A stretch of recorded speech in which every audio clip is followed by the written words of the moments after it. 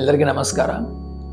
Advance stage baldness ಇರೋವರಿಗೆ, donor almost poor donor ಇರೋವರಿಗೆ, ಇಂಥ ಕೇಸ್ ಅವರಿಗೆ ಟ್ರಾನ್ಸ್ಪ್ಲಾಂಟೇಷನ್ ಮಾಡಿ ಬೆಟರ್ ಕವರೇಜ್ ಮಾಡೋಕ್ಕೆ ಸಾಧ್ಯ ಇದೆಯಾ? ಅಲ್ಲಿ ದಯವಿಟ್ಟು ಈ ವಿಡಿಯೋ ಎಂಡ್ ವರ್ಕ್ ನೋಡಿ. So what are the possibilities, ಈ ಥರ ಕೇಸ್ಗೆ ಏನು ಮಾಡ್ಬೋದು ಅಂತ ನಾನು ಡೀಟೇಲ್ ಆಗಿ ಎಕ್ಸ್ಪ್ಲೈನ್ ಮಾಡಿದೆ.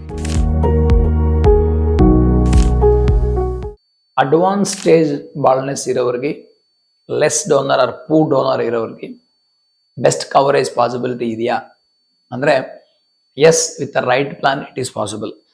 ಸೊ ಅಂದರೆ ಇಲ್ಲಿ ಬರೀ ನಂಬರ್ ಆಫ್ ದ ಗ್ರಾಫ್ಟ್ಸ್ ಮೇಲೇ ನಮ್ಮದು ರಿಸಲ್ಟ್ಸ್ ಡಿಪೆಂಡ್ ಆಗೋದಿಲ್ಲ. ಪ್ಲಾನ್ ಯಾವ ಥರ ಮಾಡ್ತೀವಿ, ಎಕ್ಸಿಕ್ಯೂಷನ್ ಯಾವ ಥರ ಮಾಡ್ತೀವಿ, ಅದ ಮೇಲೇ ನಿಮ್ಮ ಟ್ರಾನ್ಸ್ಪ್ಲಾಂಟೇಷನ್ ರಿಸಲ್ಟ್ಸ್ ಔಟ್ಕಮ್ ಬರುತ್ತೆ. ಈ ಪೇಷಂಟ್ಗೆ almost advance stage of baldness, ಸ್ವಲ್ಪ ಡೋನರ್ ಮಾತ್ರನೇ ಇದೆ.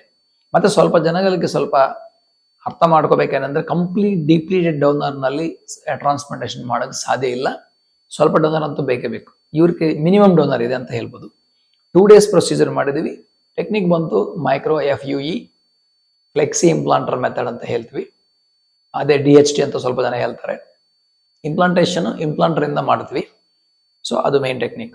ಇಲ್ಲಿ ಇವ್ರಿಗೆ ಫಸ್ಟ್ ಡೇನಲ್ಲಿ ಸ್ಕ್ಯಾಲ್ಪ್ ಗ್ರಾಫ್ಟ್ಸ್ ತಗೊಂಡು ಫ್ರಂಟ್ ಹೇರ್ ಲೈನ್ ಮತ್ತು ಫ್ರಂಟಲ್ ಝೋನ್ನಲ್ಲಿ ಇಂಪ್ಲಾಂಟ್ ಮಾಡಿದ್ದೀವಿ.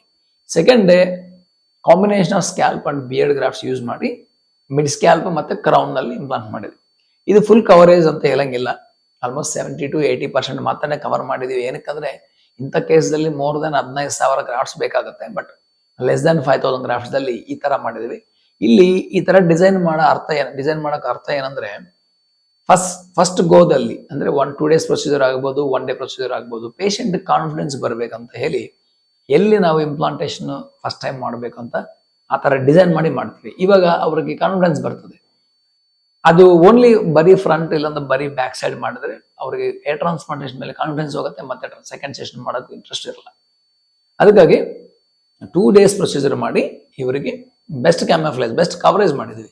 ಇಲ್ಲಿ ಇಂಪಾರ್ಟೆಂಟ್ ಪಾಯಿಂಟ್ಸ್ ಏನಂದ್ರೆ, ಈ ಪೇಷಂಟ್ದಲ್ಲಿ ಫ್ರಂಟಲ್ ಹೇರ್ ಲೈನು ನಾವು ಅವ್ರ ಫೇಸ್ಗಾಗಿ ಮತ್ತೆ ಅವ್ರ ಏಜ್ಗೆ ಮ್ಯಾಚ್ ಆಗೋ ಥರ ನಾವು ಡಿಸೈನ್ ಮಾಡಿದ್ವಿ. ಏನಕ್ಕಂದ್ರೆ 1 ಸೆಂಟಿಮೀಟರ್ ಕೆಳಗೆ ಬರ್ತಾ ನಮಗೆ ಒಂದು 600 to 700 ಗ್ರಾಫ್ಟ್ಸ್ ವೇಸ್ಟ್ ಆಗುತ್ತೆ. ಅಷ್ಟು ಗ್ರಾಫ್ಟ್ಸ್ ಈ ಪೇಷಂಟ್ದಲ್ಲಿ ನಾವು ವೇಸ್ಟ್ ಮಾಡೋದು ಅಷ್ಟು ಇಂಪಾರ್ಟೆಂಟ್, ಅಷ್ಟು ಯೂಸ್ ಇಲ್ಲ, ವೇಸ್ಟ್ ಮಾಡಬಾರ್ದು.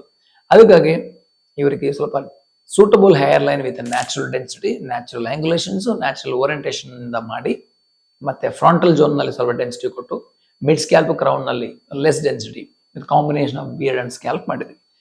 ಅದೇ ಮತ್ತೆ ಇನ್ನೊಂದು ಏನಂದ್ರೆ, ಲೆಫ್ಟ್ ಟು ರೈಟ್ ಸೈಡ್ ಇವರಿಗೆ ನೋಡಿದ್ರೆ ಅಲ್ಲಿ ಜಾಸ್ತಿ ಏರ್ ಫಾಲ್ ಆಗಿದೆ. ನಾವು ಬರೀ ಫ್ರಂಟ್ ಮಾತ್ರ ಮಾಡಿದರೆ ಲೆಫ್ಟ್ ಇಂದ ನೋಡುವಾಗ ಡಿಮಾರ್ಕೇಶನ್ ಕಾಣ್ತದೆ ಟ್ರಾನ್ಸ್ಪ್ಲಾಂಟೇಷನ್ ಏರಿಯಾಗೆ ಮತ್ತೆ ಕಂಪ್ಲೀಟ್ ಬಾಲ್ಡ್ ಏರಿಯಾಗೆ. ಅದು ಕಾಣಬಾರ್ದು.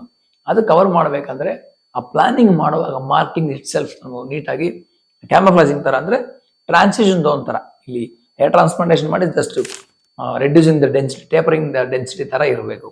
ಇಲ್ಲಾಂದ್ರೆ ಅದೊಂದು ಡಿಫರೆನ್ಸ್ ಕಾಣ್ತದೆ ಏರ್ ಟ್ರಾನ್ಸ್ಪ್ಲಾಂಟೇಷನ್. ಅದು ಬಹಳ ಮುಖ್ಯ ಇಂಥ ಪೇಷಂಟ್ದಲ್ಲಿ. ಮತ್ತೆ ಇನ್ನೊಂದೇನಂದ್ರೆ, ಕ್ಲಾಸ್ 7 ಬಾಲ್ಡ್ನೆಸ್ ಇರೋವರಿಗೆ ಮೋರ್ ಗ್ರಾಫ್ಟ್ಸ್ ಬೇಕು. ಇವರು ಸೆಕೆಂಡ್ ಸೆಷನ್ ಮಾಡ್ಬೋದು. ಯಾಕಂದ್ರೆ ಮತ್ತೆ ನಾವು ಬ್ಯಾಕ್ ಸೈಡ್ ಡೋನರ್ ತಗೊಂಡಿದೀವಲ್ಲ, ಇನ್ನೊಂದು ರೌಂಡ್ ತಗೋಬಹುದು. ಫಸ್ಟ್ ಗೋನಲ್ಲಿ ಟು ಬಿಲ್ಡ್ ದೇರ್ ಕಾನ್ಫಿಡೆನ್ಸ್ ಬರೋಕ್ಕೋಸ್ಕರ ಒಳ್ಳೆ ಪ್ಲಾನ್ ನಾವು ಎಕ್ಸಿಕ್ಯೂಟ್ ಮಾಡಬೇಕು. ಇದು ಮಾಡಬೇಕಂದ್ರೆ ಬರೀ ಇನ್ಸ್ಟ್ರೂಮೆಂಟ್ ಇಂದನೋ ಇಲ್ಲಾಂದ್ರೆ ಟೆಕ್ನಿಕ್ ಇಂದನೋ ಆಗೋದಿಲ್ಲ. ಸರ್ಜನ್ ಎಕ್ಸ್ಪರ್ಟೈಸ್ ಇರಬೇಕು. ಅದಕ್ಕಾಗಿ ಏರ್ ಟ್ರಾನ್ಸ್ಪ್ಲಾಂಟೇಷನ್ ಮಾಡ್ಕೋಬೇಕಂದ್ರೆ ಕಂಪ್ಲೀಟ್ ಮಾಹಿತಿ ತಗೊಂಡು 1-to-1 ಸರ್ಜನ್ ಹತ್ರ ಭೇಟಿಯಾಗಿ ಡೀಟೇಲ್ಸ್ ಎಲ್ಲ ತಗೊಂಡು ಆದ್ಮೇಲೆ ಮಾತ್ರ ಡೆಸಿಷನ್ ತಗೊಳ್ಳಿ. ಯಾಕಂದ್ರೆ ನಿಮ್ದು ಹೇರ್ ಬಹಳ precious. Do not choose clinics over price. ಅಂದ್ರೆ ಪ್ರೈಸ್ ನೋಡಿ ಕ್ಲಿನಿಕ್ಸ್ ಚೂಸ್ ಮಾಡ್ಕೋಬೇಡಿ. ಸ್ವಲ್ಪ ಜನ ಕಡಿಮೆ ಅಂತ ಹೇಳ್ತಾರೆ ಟು ಅಟ್ರಾಕ್ಟ್ ಪೇಷಂಟ್ಸ್. ಬಟ್ ಏನಂದ್ರೆ, ಗ್ರಾಫ್ಟ್ ಕೌಂಟ್ ಮಾಡಬೇಕು, ಗ್ರಾಫ್ಟ್ ಡ್ಯಾಮೇಜ್ ಮಾಡಬಾರ್ದು, ಇಂಪ್ಲಾಂಟೇಷನ್ ಮಾಡುವಾಗ ಡ್ಯಾಮೇಜ್ ಮಾಡಬಾರ್ದು, ಪೋಸ್ಟ್ ಆಪರೇಟಿವ್ ಕೇರ್ ನಿಮ್ಗೆ ಹೆಲ್ಪ್ ಮಾಡಬೇಕು. ಇದೆಲ್ಲ ಇರ್ತದೆ. ಇದೊಂದು ಚಾಲೆಂಜಿಂಗ್ ಕೇಸ್ ಅಂತ ಹೇಳ್ಬೋದು, ಇಲ್ಲಾಂದ್ರೆ ಇಂಪಾಸಿಬಲ್ ಕೇಸ್ ಅಂತ ಹೇಳ್ಬೋದು. ಒಳ್ಳೆ ಸರ್ಜನ್ ಹತ್ರ ಹೋದ್ರೆ ಡೆಫಿನೆಟ್ಲಿ ನಿಮ್ ಕಾನ್ಫಿಡೆನ್ಸ್ ಬೂಸ್ಟ್ ಆಗೋ ಚಾನ್ಸ್ ಇದೆ. ಸೊ 1-to-1 ಡಿಸ್ಕಷನ್ ಮಾಡಿಕೊಂಡು ರಿಸಲ್ಟ್ಸ್ ನೋಡಿಕೊಂಡು ಮತ್ತೆ ನೀವು ಏರ್ ಟ್ರಾನ್ಸ್ಪ್ಲಾಂಟೇಷನ್, ಯಾಕಂದ್ರೆ ಇದು ಎಲೆಕ್ಟಿವ್ ಸರ್ಜರಿ, ಅರ್ಜೆಂಟ್ ಇಲ್ಲ. ಇದಕ್ಕೆ 1 ವರ್ಷ ಲೇಟ್ ಆದ್ರೂ ಏನಾಗೋದಿಲ್ಲ. ಆ ತರ ನೀವು ಪ್ಲಾನ್ ಮಾಡ್ಕೊಂಡ್ರೆ ಡೆಫಿನೆಟ್ಲಿ ಏರ್ ಟ್ರಾನ್ಸ್ಪ್ಲಾಂಟೇಷನ್ ಸಕ್ಸಸ್ ಆಗುತ್ತೆ.